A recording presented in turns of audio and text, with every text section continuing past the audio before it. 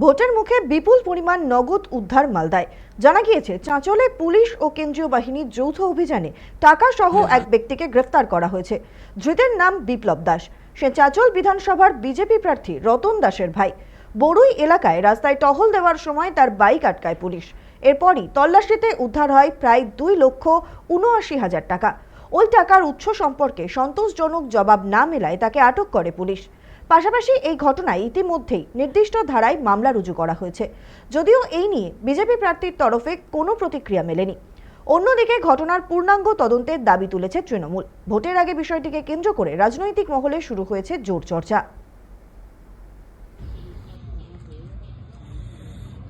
পশ্চিমবঙ্গে তো অঘোষিত রাষ্ট্রপতি শাসন চলছে। কোনো রাজ্য সরকারের তো কোথাও কোনো নিয়ন্ত্রণ নেই।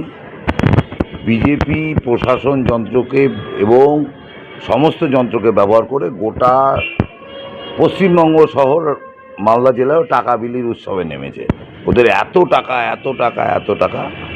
তবে এটা শুধু একটা হোম মিশেলের একটা সামান্য জিনিস ধরা পড়লো।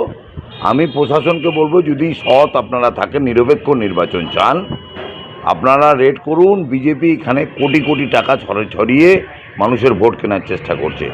আর বিজেপিও জেনে রাখুক, যতই টাকা ছেড়াক, পশ্চিমবাংলার মানুষ দিল্লির জমিদারদের কাছে মাথা বিক্রি করবে না। মমতা বন্দ্যোপাধ্যায়কে আবার ফেরাবে। এই সমস্ত তৃণমূল কংগ্রেস সব জায়গাতেই তো কনস্পিরেসি করছেই।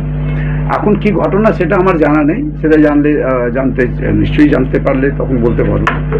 অ্যাকচুয়ালি এরা তো এই সমস্তই করছে, এবং যদি আপনি বলেন যে এদের সর্বত্রই এরা যত রকমের এই যে বিজেপি সম্পর্কে অপপ্রচার করা যায়, তাদেরকে যেমন যে আমাকে সরাসরি দেখিয়েছে, মেসেজ করে বলেছে যে কেস দিতে হবে, বিজেপির সমস্ত কার্যকর্তাদের বিরুদ্ধে কেস দিতে হবে।